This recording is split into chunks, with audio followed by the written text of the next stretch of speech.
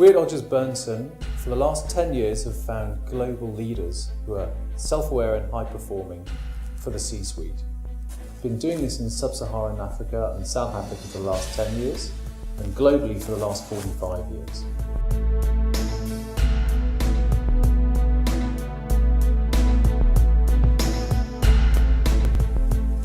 Today's world is highly distracted, extremely complex, and very global.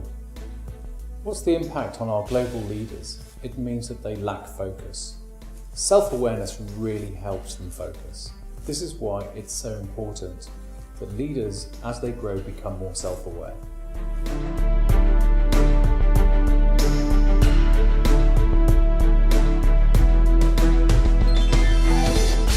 Self-awareness is a willingness to understand who you are, understand how other people perceive you, how they experience how you behave. This is really important because actually how we think we behave and how we see ourselves is not the truth. That is not the reality. It's very important to try and understand how the world sees us and not how we see ourselves.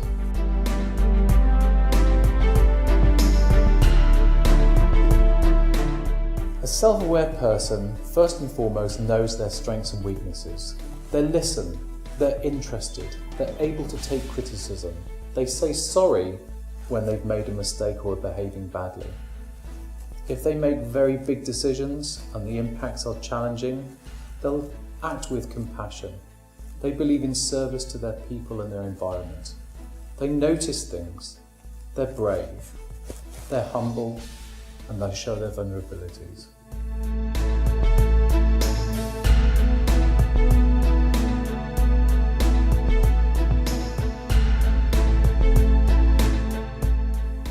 Some examples of self-aware people. One that we all know is Nelson Mandela. He spent 26 years self-reflecting in a cell, surrounded by some inspirational people, Walter Sisulu, O.R. Tambo, able to really delve into who he is, what he stands for, what made him angry going into that prison cell. He came out a humble, serving to the people, inspiring, understanding what made him angry. So these are the kind of things that I've described earlier, which made him an enormously memorable, phenomenal leader.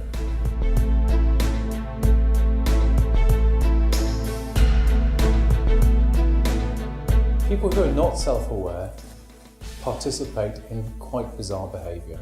Grandiose, boastful, they don't listen, they cut you off when you're in mid-sentence, they definitely don't seek your opinion. They go and hunt out people to make sure that there's retribution. They create societies and organisations of fear. People are absolutely petrified of giving feedback. They're not listened to anyway when they give feedback. They become alienated, often described as dictators. So these kind of environments, they can be very successful, but it's completely unsustainable.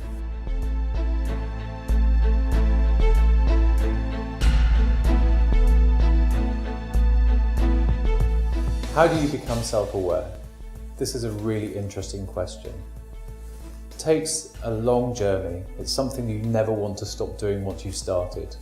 Investigate your own personal record. Who were the important people and important events in my early life?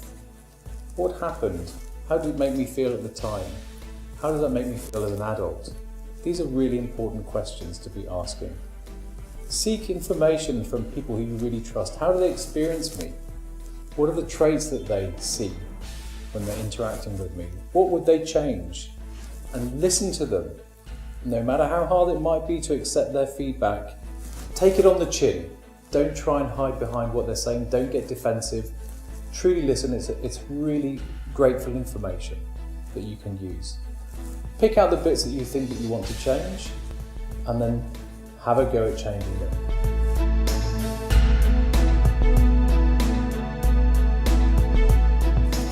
The benefits of being more self-aware is that you'll lead a more successful life.